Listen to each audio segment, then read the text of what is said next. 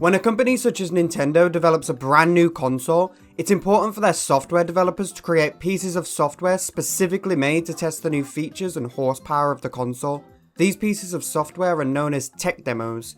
Not only are tech demos a good way for them to get a grasp of and experiment with the new hardware they're working with, but they're also good to show off at events such as E3, letting shareholders and consumers see just what their new console is capable of.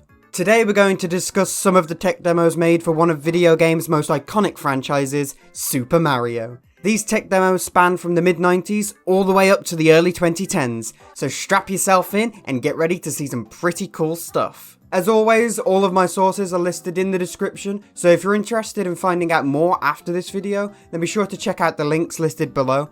And without further ado, let's get started.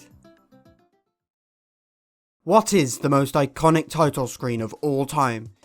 If your immediate answer isn't the Super Mario 64 title screen, where the game's logo bounces in and Mario cheerfully greets you, then I'm sorry, but you're just wrong. This is it. This is true title screen perfection. And of course, the most memorable part of this title screen was the 3D model of Mario's face that players were able to manipulate and stretch. This concept of course returned for Mario 64's remake on the Nintendo DS, but this actually wasn't the first time the stretchy Mario had returned, as during E3 2004, the same E3 where Super Mario 64 DS was officially announced, there was a tech demo on the show floor that let players wreak havoc upon the characters' heads to their heart's content. The heads present in this E3 tech demo differ slightly to the heads seen in the final Mario 64 DS game. Most noticeably, the lighting is different, and the tech demo's Mario has thick lines around him, unlike the one seen in the final game. In fact, the tech demo seems to have an option to change the lighting via a menu at the bottom of the screen, which also has an option to switch between stretching mode, stretch and keep mode, and rotate mode. These four buttons are of course absent from Mario 64 DS. Not only that, but when a character's head leaves in this tech demo, they go up through a pipe and onto the top screen. Not only does this top screen area not resemble anything in Mario 64 DS, but from what I know, this art style and Mario model don't resemble anything in any released Mario game. So either these are some very early new Super Mario Bros. Assets, or they were specifically made for this tech demo. The tech demo also lets you take the characters' hats away from them, which I'm pretty sure also isn't a feature in Mario 64 DS. It's a shame a lot of the features shown in this tech demo were stripped away when the heads were implemented into Mario 64 DS. However, it's likely because, whereas the tech demo was made to show off the graphical capabilities of the DS, the final product is just a small little title screen distraction that's supposed to be just a little bit of simple fun. If you ask anybody what they consider to be Nintendo's biggest failure, although many people would likely say it's the Wii U, a lot of older fans will likely tell you the tale of the Virtual Boy, Nintendo's original glassesless 3D handheld that came out in 1995, 16 years before the 3DS. Of course, we know now that the Virtual Boy was a financial and commercial failure for Nintendo. However, before the console was released, Nintendo was eager to show off the capabilities of the device. And of course, the best way to show off your fancy piece of new hardware is with tech demos. If you ain't gathered that much yet, you clearly ain't been listening to this video. One of these Virtual Boy tech demos was shown off at Space World 1994. Space World being Nintendo's old video game trade show. Think of it as basically E3 but exclusively Nintendo products. And at 1994's Nintendo Space World, this tech demo featuring a 3D image of the man himself, Mario, was shown off to the people on the show floor who had a hands-on experience with the Virtual Boy.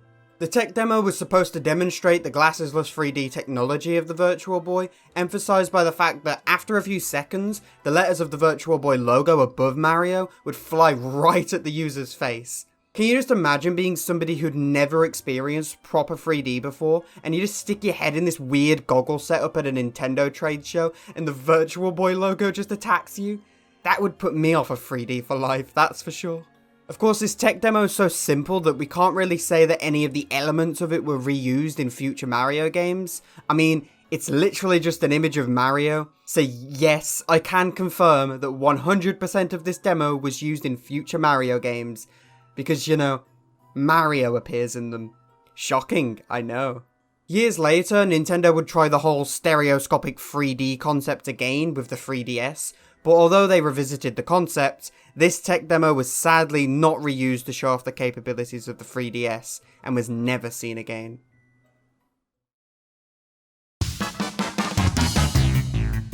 I mentioned previously that one of Nintendo's most notorious flops was the Wii U, but what if I told you that it was possible to predict the outcome of the console just from looking at one of the console's many tech demos? One of the main contributing factors to the Wii U's failure was the poor marketing. It caused casual consumers to believe that the Wii U was just a tablet accessory for the Wii instead of an entirely new console. This warped perspective of the console was only encouraged when one of the first things ever shown running on the console was this. New Super Mario Bros. Me, a HD version of a game that was already released on the Wii, the console that the casual consumers thought the Wii U was an accessory for. People who weren't too sure just what the Wii U was were obviously going to become even more confused when they saw this last gen software running on it. One thing this special spruced up version of New Super Mario Bros. Wii has though, is that they took the little W here and they did a little turny turn and voila! There you go. Basically, what I'm saying here is the one feature this tech demo had to differentiate itself from New Super Mario Bros. Wii was its focus on the Mii characters. Throughout all the levels in the tech demo, players were able to accompany Mario and friends as their own playable Mii. And I have to say, this is a pretty nifty feature and could actually have helped the Wii U Mario Bros. Stand out from the rest of the long drawn out New Super Mario Bros. Series and actually make someone realise, oh shit yeah, the Wii U's its own console. But when this tech demo eventually morphed into a full-fledged game, New Super Mario Bros. U, the Miis were relegated into a small secondary game mode and were not playable in the main game at all, causing New Super Mario Bros. U to feel horrifically samey and boring, and ultimately making everyone just burnt out and sick of the New Super Mario Bros. Series. To worsen things, New Super Mario Bros. U was a launch title for the Wii U. It was a game that was supposed to sell consoles, but we know now that that never really happened and the Wii U died off fairly quickly. Rest in peace, sweet prince. If only Mario Bros. U was more like the tech demo.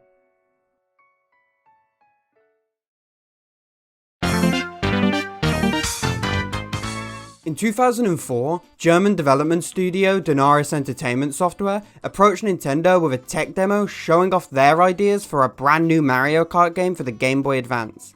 The main purpose of the tech demo was to demonstrate how the Game Boy Advance's ability to render and rotate two different background layers could greatly benefit a Mario Kart game on the GBA.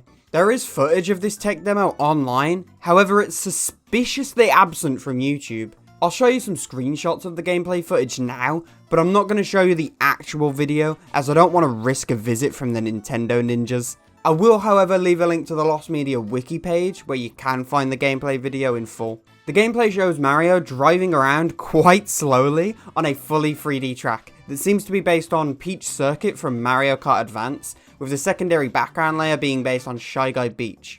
Impressively, the demo is not only in full 3D on Game Boy Advance hardware, but it also has full 360 degree camera control, but it seems this wasn't enough to arouse Shiggy and the rest of the Nintendo boys, because a full product based on this pitch never came to be. Nintendo must really regret turning Donaris Entertainment down, as they later went on to develop the prestigious award-winning Game Boy Advance kart racing game, Crazy Frog Racer. You better hit these guys up for Mario Kart 9, Nintendo. On a more serious note, by the time this tech demo was made in 2004, Nintendo was already getting ready to release the Nintendo DS, so it didn't really matter how well Donaris Entertainment got 3D graphics and such working on the GBA, because Nintendo had a proper 3D capable handheld coming out just around the corner, rendering this potential Mario Kart GBA game completely obsolete.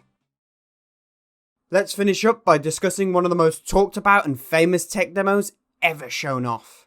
When Super Mario 64 hit the scene back in 1996 and revolutionized 3D graphics and control, it wasn't long before people were wondering, what's next? Well, Shigeru Miyamoto had answers for them, as less than a year later he announced that he had started work on a sequel to Mario 64, known as Super Mario 128. However, Super Mario 128 was in development for the Nintendo 64 DD, a failed disk drive add-on for the Nintendo 64 that was discontinued not long after its release. So many fans just assumed that after the failure of the 64DD, development of Mario 128 was simply cancelled. That was until one day, a couple years later, Super Mario 128 reared its ugly head and made an appearance at Space World 2000 in the form of a tech demo for the Nintendo GameCube. The tech demo featured 128 total Marios, all working together to complete tasks, such as removing all these boxes from this disc-shaped island that they all seem to be stranded on for whatever reason. Also, once they're done taking out all those pesky boxes, the island turns into a pizza? Shiggy is fucking weird sometimes, man. The purpose of the demo was to test the large amounts of AI bots the GameCube could handle in comparison to the Nintendo 64, as 128 Italian plumbers doing clear-out work was actually physically impossible on the N64. Of course, the whole concept of this tech demo evolved into what we now know as the Pikmin franchise, and although throughout the years following Space World 2000, Nintendo would reassure us time and time again that Super Mario 128 was still a very real game outside of the tech demo, and was definitely still releasing, Shigeru Miyamoto finally admitted in 2006 that Mario 128 was cancelled, but elements of it were repurposed for Metroid Prime, Zelda Twilight Princess, and Super Mario Galaxy. As it was stated that Mario 128 was in development as a traditional 3D Mario platformer that would be a sequel to Mario 64, I personally feel like this Mario 128 tech demo we saw at Space World was something completely separate to the actual game they had in development, and the name was just their way of trolling us, the cheeky bastards. The actual Mario 128 game is a much bigger mystery, but that is for another video. So, how about you guys? What's your favourite Super Mario tech demo? Did you enjoy the squash and stretch of the Mario Faces tech demo? Or maybe you like the idea of playing as your Mii in any new Super Mario Bros. Level? Let me know in the comments below. Oh, and let me know if there's any other franchises with tech demos that you'd like me to cover. You know I love hearing from you guys. If you enjoyed this video and want to see more, be sure to check out my Lost Media playlist covering all sorts of lost video games, movies, and other media mysteries. And don't forget to like and subscribe, it really helps me out. I've been Cheesy Boy, and thank you for watching. Peace.